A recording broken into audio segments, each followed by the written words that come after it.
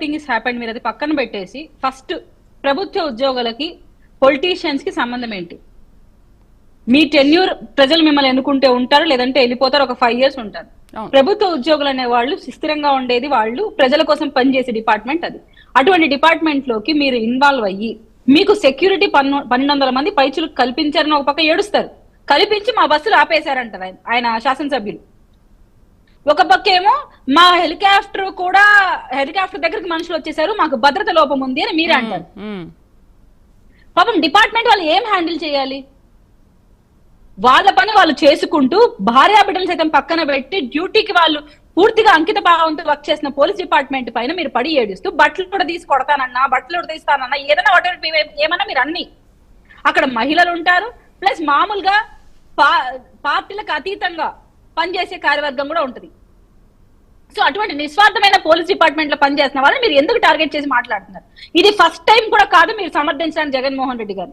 గతంలో కూడా తిరుపతి ఎస్పీని సుబ్బరాయుడు గారిని 7 సముద్రాలను దాటి ఉన్నా కూడా నేను లాక్కొని వచ్చిన నేను అధికారంలోకి రాగానే నా దగ్గర వేసుకొని నేను ఇబ్బంది పెడతానన్నాడు. ఎందుకు ఆ రోజు సుబ్బరాయుడు గారిని అన్నారంటే, ఇక్కడ లడ్డు ఇష్యూ ఇదవుతా ఉంది, ఈయన వస్తే బాగా భక్తుల్లో ఒక విధమైన నెగిటివిటీ వచ్చి వాళ్ళు ఎక్కడ అడ్డుకొని ఏమైనా ఇబ్బందులు గురవుతుందేమో, లా అండ్ ఆర్డర్ పక్కదో పట్టే ఛాన్సెస్ ఉంటాయని ఈయన రావద్దని చెప్పినందుకు ఆయన టార్గెట్ చేశారు. ఇప్పుడు మీకు భద్రత కల్పించి మీరు వచ్చిన పని ఏంటో కూడా మీరు మర్చిపోయి ఏదేదో ప్రసంగం చేశాడు జగన్మోహన్ రెడ్డి గారు. నిజంగా మీకు మీ కార్యవర్గం పైన కానీ మీ పార్టీకి కోసం ప్రాణత్యాగాలు చేసిన వ్యక్తుల మీద మీకు అభిమానం ఉంటే అక్కడికి వచ్చి మీరు ఏం మాట్లాడాలి? శవరాజకీయము లేదంటే ఇదే సేమ్ డ్రామా స్ట్రాటజీలతో డైవర్షన్ పాలిటిక్స్ చేయడానికి వస్తారా? అక్కడ వచ్చినందుకు ఆ సదరు కుటుంబ సభ్యుల్ని హక్కున చేర్చుకొని వాళ్ళకి ఏమైనా భరోసా కల్పించారా? లేదు మీ పార్టీ నుంచి వాళ్ళకి ఏమైనా సహాయం చేస్తానని చెప్పారా? ఏమీ లేదు. అంటే ఏంటి ప్రతి చావుని ఒక రాజకీయంగా మార్చుకుంటున్నారంటారా? రాజకీయాల కోసం వాడుకుంటున్నారా? ఎగ్జాక్ట్లీ.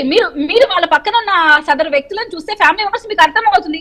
ఆయన మాట్లాడిన ఒక విషయంలో అన్నా వాళ్ళకి ఏం భరోసా కల్పిస్తాను, వాళ్ళ కేసు పక్షాన ఎలా ఫైట్ చేస్తాను, వాళ్ళకి ఏం ఆర్థిక భద్రత ఇస్తాను, వాళ్ళకి ఏమైనా ఎంప్లాయ్మెంట్ క్రియేట్ చేయగలుగుతాను, ఏ విధమైన భరోసా నీ కార్యవర్గంలో నీ కోసం ప్రాణత్యాగం చేసిన వాళ్ళకో లేకుంటే నీ కోసం పని చేసిన వాళ్ళకి నువ్వు ఏం ఇస్తున్నావు? మళ్ళీ అడ్డగోలుగా చెప్పాలి అంటే అక్కడికి వచ్చి పిచ్చి పిచ్చిగా ఏమంటే ఏమైనా మాట్లాడడానికి వస్తున్నావు. అంటే ఒక ప్లాట్ఫామ్ క్రియేట్ చేసుకోవాలి. ఒక శవం కనపడితే అదొక ప్లాట్ఫామ్ క్రియేట్ చేసుకోవాలి, అక్కడ నువ్వు మాట్లాడాలి. దానికి ఒక శవం కనపడాలి నీకు. అండ్ నువ్వు అక్కడ స్పైడర్ సినిమాలో హీరోలాగా బిహేవ్ చేస్తున్నావు తప్ప, ఆ అబ్బాయి స్పైడర్ సినిమాలో ఒక యాక్టర్ ఉంటాడు సూర్య గారు, ఎక్కడ శవం కనపడితే ఒక రకమైన ఆనందం కనపడుతుంది, అలా కనపడుతుంది తప్ప ఎక్కడైనా సదరు కుటుంబానికి పలాని న్యాయం జరగాలి, ఈ కేసు కోసం మేము ఇలా ఫైట్ చేస్తున్నాము, దయచేసి ప్రభుత్వం కూడా మాకు సహకరించండి, ఇలాంటి మాటలు మీరు బాధ్యతాయుతంగా మాట్లాడితే క్యాడర్ పక్కదో పట్టదు కదా వెళ్ళిపోవడానికి. ఇది కాదన్నట్టు మేము అపార్థం చేసుకున్నాము, బట్టలు ఉడదీస్తానంటే మహిళలను అన్నారా, మగాళ్ళని అన్నారా, టీడీపీ కోసం పనిచేసే పోలీసులు అన్నాము. డిపార్ట్మెంట్ లో టీడీపీకి వైసీపీకి ఏముంటుందండి? గత ప్రభుత్వంలో మేము బయటకే రాలేదు కదా, అప్పుడు పోలీస్ డిపార్ట్మెంట్ మొత్తం వైసీపీకి పనిచేసిందనా? ఎక్కడికక్కడ మనం అడ్డుకున్నారు కదా. ఈ రోజు జగన్మోహన్ రెడ్డి గారికి 1200 మంది సెక్యూరిటీని కల్పించి మేము పంపిస్తే మా మీద ఆరోపణలు చేస్తున్నారు. పవన్ కళ్యాణ్ గారు సిబిఎన్ గారిని పరామర్శించడానికి వెళ్తే ఆపేస్తే రోడ్లో గమ్మన నేలపైన పడుకున్నాడు. ఏ విధంగా ఆయన పోలీసులకు మాట అనలేదు, చేతులకు దండం పెట్టాడు. కనీసం దండం పెడితే కూడా ఆయన ఒప్పుకోలేదు. ఆ రోజు నాకు బాగా గుర్తుకుంది, పోలీస్ డిపార్ట్మెంట్ ఒప్పుకోలేదు, మీరు లోపల కూర్చోవాలన్నారు. అయినా మేము ఎక్కడ ఏమీ అనలేదే. ఈ రోజు మీకు సెక్యూరిటీ కల్పించి భద్రతగా మిమ్మల్ని పంపిస్తూ ఉంటే ఈ రోజు మీరు మా మీద ఆరోపణ చేయడం ఒక ఎత్తు అయితే మేము భరిస్తాం. ఓకే, మమ్మల్ని అంటున్నారంటే ఓకే, పార్టీస్కి అతీతంగా మీరు తిడతారు, మేము పడాలి. కానీ పోలీస్ డిపార్ట్మెంట్ టార్గెట్ ఎందుకు చేస్తున్నారు? గతంలో ఇలాంటి టార్గెట్ మీరు ఉద్యోగస్తులు చేసినప్పుడే చెలో విజయవాడ అని చెప్పి 60 లక్షల ఓట్లు మా ఉన్నాయి, కాలరాస్తాం మీ ప్రభుత్వాన్ని ఛాలెంజ్ చేశారు. అదే విధంగా కాలరాశారు మీ ప్రభుత్వాన్ని. మళ్ళీ ఈ రోజు మీరు డిపార్ట్మెంట్ పోలీసులతో పెట్టుకున్నారు. ఇప్పుడు మహిళలు ఎంతమంది ఈ రోజు కౌంటర్ ఇచ్చారు మేడం? మాతో అవసరం లేదు. ఈ రోజు సాక్షాత్ పోలీస్ డిపార్ట్మెంట్ లోంచి మహిళలు వచ్చి మాట్లాడుతున్నారు. వాళ్ళు కూడా మిమ్మల్ని అపార్థం చేసుకున్నారా? వాళ్ళు కూడా మీ గురించి తప్పుగా మాట్లాడుతున్నారా? వాళ్ళు కూడా జగన్మోహన్ రెడ్డి గారిని తప్పుగా ఊహించుకుంటున్నారా? కనీసం ఒక్క మాట జగన్మోహన్ రెడ్డి గారు నేను అలా అనలేదు, ఇలా ఉద్దేశంతో అన్నానని చెప్తున్నారా? ఏం మెసేజ్ ఇవ్వాలనుకుంటున్నారు సార్? వ్యవస్థలు నిర్వీర్యం చేసింది మీరు. ఇప్పుడు వ్యవస్థలు సక్రమంగా పనిచేయిస్తూ మీకు భద్రత కల్పిస్తూ ఉన్నా కూడా పోలీస్ డిపార్ట్మెంట్ హెచ్చరిస్తూ బెదిరిస్తూ మాట్లాడితే రేపు ఏ విధంగా మీరు అధికారంలోకి రావాలనుకుంటున్నారు? Is it the right way sir? మీరు చెప్పండి, నాకు అర్థం కావట్లేదు. 5,000 మంది పైచులకు మేము మహిళలు ఉన్నాం, ఈ రోజు మా మహిళలందరిని అన్నట్టే కదా అని బాధపడుతున్నారు. ఇప్పుడు ఈరోజు మహిళా కీర్తన పోలీసులు. గారు అధికారంలో లేకపోతేనే మిమ్మల్ని అది చేస్తాం ఇది చేస్తాం అంటున్నారు. మరి అధికారంలోకి వస్తే ఎలా? అసలు ప్రజలకు మీరు అన్నట్టు ఎలాంటి మెసేజ్ ఇస్తున్నారు? ప్రజలు ఇవన్నీ చూసి మరోసారి అధికారం పట్టగడతారంటారా? అధికారం సంగతి దేవుడు ఎరుకు మేడం. పార్ట్ టైం పొలిటీషియన్ గా అయితే జగన్మోహన్ రెడ్డి గారికి ఒక మార్క్ పడిపోయింది, శవ రాజకీయాలు చేస్తారనేది ఒక మార్క్ పడిపోయింది.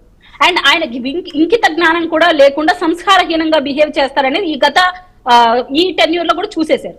గతంలో రౌడీ రాజకీయాలను ఎంకరేజ్ చేస్తారనేది మా ఒక నానుడు ఉండేది. ఇప్పుడు ఏంటంటే డిపార్ట్మెంట్ నే టార్గెట్ చేస్తున్నారు. అంటే మీరు ప్రభుత్వంలో ఉన్నప్పుడు ఇవే ఆరోపణలు మనం చేసినప్పుడు అది తప్పనిపించింది. ఈ రోజు మీకు సెక్యూరిటీ కల్పించి మీరు సఫర్ అవుతున్నారని చెప్పుకుంటున్నా కూడా మేము మా పెరటాల సునీత గారి గురించి మాట్లాడుతున్నాం. సునీత గారు చెప్పిన వర్షం ఏంటి? మేము అన్ని విధాలుగా సహకరిస్తూ మీరు మా ప్రభుత్వంలో అనువుగా బయటకు వెళ్ళడం, కానీ మీరేమంటున్నారు? మీరు కల్పించిన సెక్యూరిటీని మీరేదో గొప్పగా సెక్యూరిటీ కల్పించినట్టు చెప్తున్నారు. సాక్షాత్తు మీ మాజీ శాసనసభ్యులు చెప్పారు 12,000 మంది మాకు పోలీస్ డిపార్ట్మెంట్ ఈరోజు వర్క్ చేసింది జగన్మోహన్ రెడ్డి గారి ప్రోగ్రామ్ అని చెప్పారు. Go and check it. 12,000 మంది సహకరించారు. సెక్యూరిటీ ఇచ్చామన్నారు. మా వస్తున్న కార్యకర్తలు సెక్యూరిటీ పెట్టారు తప్ప మీరు ఎక్కడా కూడా కరెక్ట్ గా జగన్మోహన్ రెడ్డి గారికి సెక్యూరిటీ ఇచ్చిన దాఖలాలే ఉంటే హెలికాప్టర్ దగ్గరికి ఎందుకు వస్తారు జనం? హెలికాప్టర్ దగ్గరికి ఎందుకు వస్తారు జనం? సెక్యూరిటీ ఇచ్చామని చెప్పి పైకి చెప్పడం లోపల చేస్తే వేరే వ్యవహారాలు చేస్తారు.